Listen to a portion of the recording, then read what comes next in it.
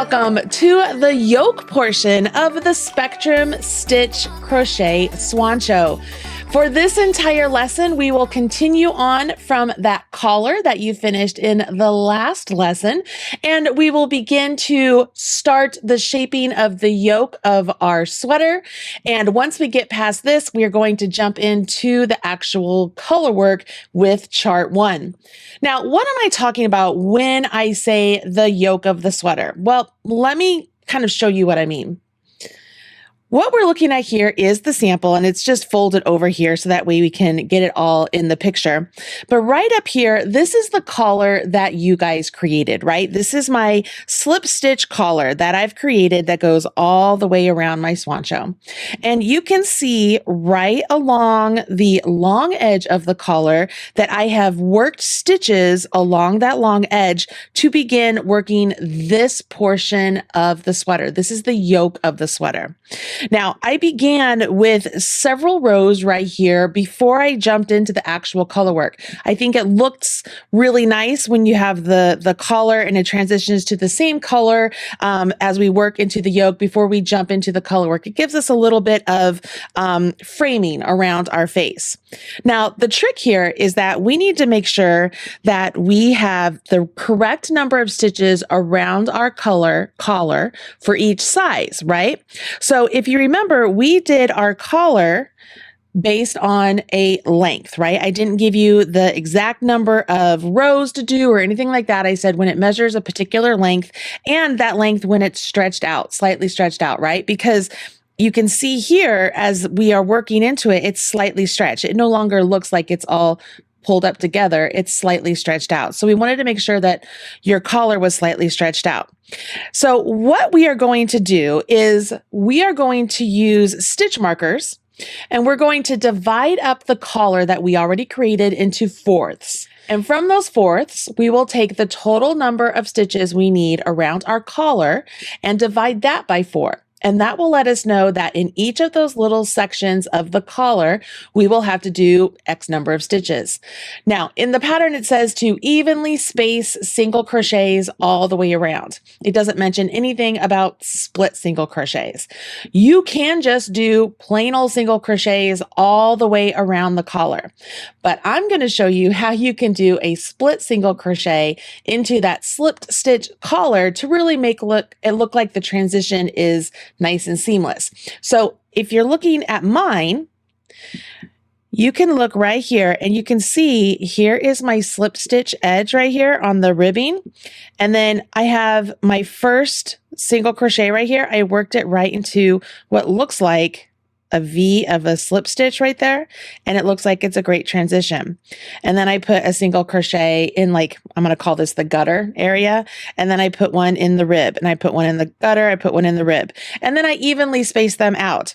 What was most important to me was that I made sure that I always had a stitch in the ribbing. And if I needed to skip or do extra stitches, I always did those in this area, the gutter area. Okay, so what I want you to do right now is go ahead and grab your completed homework and continue on with your color A. So make sure you have color A, hopefully it's still attached, and grab the hook that you are using for your gauge. Okay, remember, we want to maintain gauge throughout, and we are setting up our entire piece right now. So gauge is very important even on this very first round. All right, so go ahead, grab your materials and your homework, come back here, and we will get started. Hey there and welcome back. As you know, this is my collar, and what we are going to do is we are going to position our seam in the middle of the collar. So try and position your seam roughly in the middle of the collar, okay? This is going to be the back of the neck, okay? The entire back of the sweater, like this is where you're going to have your join, and that's the back of the sweater. So if you put this roughly in the middle, okay, we are now going to take a stitch marker, and you don't have to be absolutely precise with this, but you want to put a stitch marker at about the halfway point over here, and about the halfway point over here. And then directly across from where you have your join, put a marker there. And now we have divided our collar up into 4 sections, right? So I have a section here, a section here, a section here, and a section here. Now, knowing that we need to evenly space out single crochets all the way around the long edge of this collar, we can take our total number of stitches that we need to put onto our collar and divide it by 4. Now, the problem here is that the total number of stitches divided by 4 comes out to a half stitch number for 3 of the different sizes. And you might think, well, how am I supposed to do a half stitch? Well, it's really not that hard as far as mathematically to figure this out. And let me show you what I mean. Let's take the smallest size, for example. You need to have 90 total stitches for the smallest size. Well, that divides up to 22.5. So if we did 22 stitches along this edge, 23 stitches along this edge, 22 along this edge, and 23 along this edge, we would get our 90 stitches. You see how that works? The next size is 100 stitches. Obviously, it's 25, 25, 25, 25. The next size is 130 stitches, which is exactly the size I'm making. So I need to do 32 on this one, 33 on this one, 32 on this one, and 33 on this one. If you're doing the largest size, it's 150. So it would be 37 on this one, 38 on this one, 37 on this one, 38 on this one. You see how that works? Okay. So even though the numbers don't divide like evenly by 4, it's very easy to still divide up and single crochet around the collar as evenly as possible, divided by 4. You see how that works with those quadrants and the stitch markers? All right, so now that we have a plan for the number of stitches we need in each quadrant, where do we put those stitches? And this is an important part, I think, when it comes to the way your overall Swoncho is going to look as it transitions from the collar to the yoke, which is the whole Swoncho. And let me show you what I mean here, okay? So I talked about this a little bit in the beginning, but as I mentioned, you have this nice row of what looks like a column of V's, or they look like a column of knit stitches, right? And that was formed because of our slip stitches through the back loop. In each one of these sections that's divided by a stitch marker, I want to make sure that I am having a stitch always put into the center of that V. All right, so it's like a split single crochet. I want to make sure I always have a single crochet always right into the center of one of those. Okay, so if I am going to make sure I always have one in the center of one of those, and only one, if I need to skip a stitch because I have more ridges here than what I have the number of stitches I need, or maybe I need to put extra stitches, I'm going to do those in the areas between these ridges, all right, in the gutter area. So I'm going to have one stitch for each one of these nice knit ridges. And if you space them out, you can see where they are. They look like the V's, right? They're going to look like V's.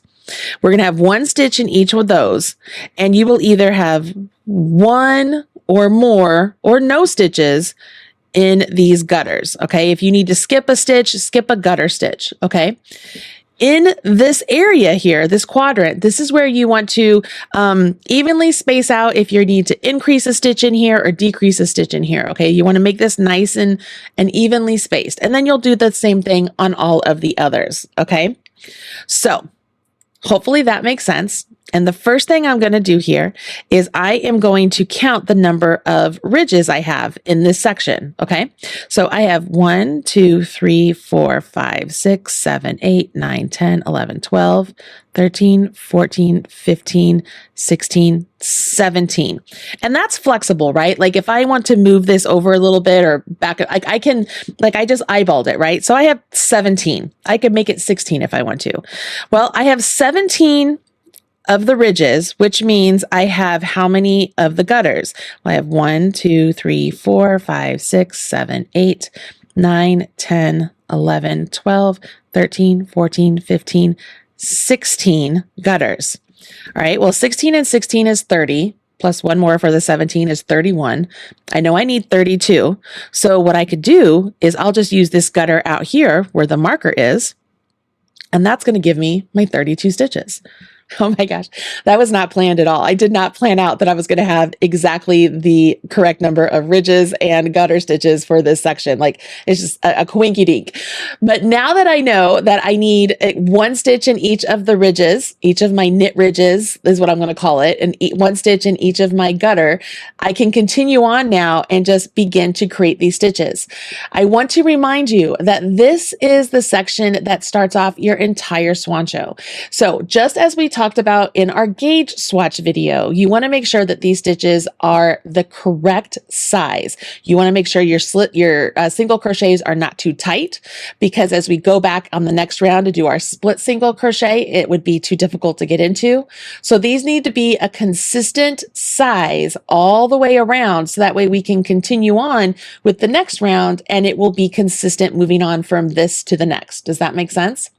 All right, so let's go ahead. I'm going to work the first few stitches with you, and then I'm going to have you carry on and finish your round. All right, here we go. My very first one, I'm going to put into this column of knits right here. So you can see there is a V right there, and I want to go right between these two legs of the V. So I'm just going to stick my needle in, or my hook in, and pierce through it. Yarn over, pull up a loop. Make sure I pull that up. Remember, it's that first loop on your hook that we want to make sure it's pulled up. You can, kind of go vertical if you want, yarn over and pull through. It's right here. I want to know where that first stitch is. So I'm going to put a marker right through that V right there that's behind the loop on my hook. You guys see that? All right, so that was one. Now I can go into the gutter. If I space out my stitches a little bit, can you see there's like a hole right there? You see that hole? I'm going to use that hole. I like to use that hole. I think it's easiest to go into it. So I use that to create my stitch, and I keep that consistent all the way around, and it makes it look nice. So there's two. Again, I make sure it is the correct size. Now I'm to the next ridge, or my next knit column. I'm going to find that V, pierce through it, yarn over, pull up a loop, make sure it's nice and tall or loose, however you want to think about it, and create it. Next one is the gutter. I go right into that hole. Like I said, I use that hole and I keep it consistent, and it's a beautiful design feature, I think, around the collar. Here's the next one. You can see this stitch that we're going into, it looks like it gets kind of small, and that's okay. Just use your hook, pierce right between it the best you can. If you need to use the hook portion, you can always use the hook to separate the legs and then pierce through. I do that quite often. Pull up a loop and complete. Go between into the gutter and complete. This one here, see how it looks like it's kind of a little bit tight, so I'm going to just separate the two legs and go between, pull up a loop, and go. By putting that stitch there into that column of knits, we are getting what looks like a really nice transition from the collar to the yoke. I really like the way that looks. Now, having said that, if this is too difficult, if piercing through that V is too tricky for you and you just want to do a single crochet and just get around this, you can do that. But I want to encourage you to take your time and really give this a try, okay? Because this is just going to make your piece stand out. It's going to look like it was professionally made versus just like a homemade piece. Does that make sense? Not that there's anything wrong with homemade, but you're putting so much time into this, and many of you have spent a lot of money on the yarn, whether it's purchased from the store recently or from a stash. We want to make sure that we're creating something that is as beautiful as the time that we've spent putting into it. So I want to encourage you to take your time and give this a try. I think this is what looks the best for this kind of a design when you're transitioning from the collar to a yoke. Okay, it just looks very pretty, very similar to knitting in this aspect, just like we're going from a knit column from a ribbing, right, and we're transitioning to what would be called stockinette. it looks the same. I mean, it just looks really nice. You guys see that? All right, as I'm going, you're going to see this flares out a little bit. That's totally fine and absolutely normal. As we go through this whole round, you will notice that this collar is going to be opened up a little bit more around the edge that we're working on, and it'll be a little bit more narrowed, tight in down here on this edge. Not tight, that's not right the right word, but it's going to look not as stretched out, and we'll be able to lay this entire piece down on the ground. It's going to be a perfect circle. It's going to just look really nice. Okay.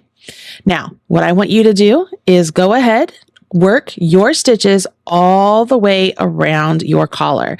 And remember, if you need to skip a stitch or add a stitch, do that into the gutter area. So if you needed to add a stitch, all you would do is you're going to put 2 stitches into one. So I would put one there and I would do another one into the same stitch. So I would get 2. Does that make sense? If I need to remove one, say I needed to skip one, I would just skip this gutter stitch. So I just went into that knit column. I would skip this and I'd go to the next knit column and I would just put my next stitch over there and it just looks like that. Okay, so that's how we're going to go about working this entire section. Finish your round. I'll finish mine. When we get to the end, we're going to work an invisible join. Hopefully that did not take you too long and you're pleased with the outcome. Let's take a look at mine. All right, so you can see here, I have set down my collar and it looks like a perfect circle, right? I told you I wasn't worried about the way it flared on the outside because that is going to allow my increases to start, right? I'm starting here so that as this continues to grow, this is going to stay nice and uniform around the neck. Now, of course, as I mentioned as to why we used the slip stitch ribbing, as the weight of the garment pulls on this, it's going to pull on this some, right? And that's why I wanted the slip stitch ribbing because it really helps hold the weight that's going to be added to our Swoncho. Now that we have worked around our collar with our setup round, essentially, of single crochets, it's time for us to transition to the split single crochet. And you need to get very comfortable with these because you will do a lot of them throughout the Swoncho. To begin, we will start with an invisible join. And this join is what we will be using throughout the Swoncho. The important thing to remember as you're doing this join is, one, you want to make sure that if you have a color change, you've changed your color before you do the join. So that way the color is on your hook. So you're ready to do the first split single crochet. The second thing to remember is you will not be doing a chain 1 after you do this join. We're going to join and then we're going to immediately go into the split single crochet. And what that will do is allow us to prevent any sort of like laddering or extra stretching between our rounds. I found this to be the best way to go about that. Now, for these next 2 rounds, so round 2 and round 3, we're just using color A and we're just doing our split single crochet. For the invisible join, I want to use the loop that was on my hook and pull it through where the first stitch is of my round. And remember, I have that marked with a marker. So I'm going to remove my marker. I'm going to take my hook and I'm going from the back of the work towards the front or towards me. Place the loop on my hook. We did this during the gauge swatch, so you should know how to do this. And give this a nice pull, and we're going to pull that through. Now, this is the important part. You need to make sure that this last stitch that you created does not get too small. So I like to hold on to it as I pull this through, and then I'm able to tighten up the loop on my hook. But I do that without letting this stitch here get tight because I'm holding that, I'm pinching it so it doesn't get any tighter down there. But I have this nice and snug. Okay. And now I'm going to get started. So my very first stitch is going to be a split single crochet into that very first one. So I'm going to go in, yarn over, pull up a loop, make sure I give myself a nice tall first loop. You know how tall it needs to be. You still have your gauge swatch, and pull that through. Go to the next one, split single crochet, pull up, and create. And we're just going to do this all the way around, right? Pretty darn easy. And we'll do this all the way around for this round, which would be round 2. And we'll do the invisible join again, and then you would do it all the way around again for round 3.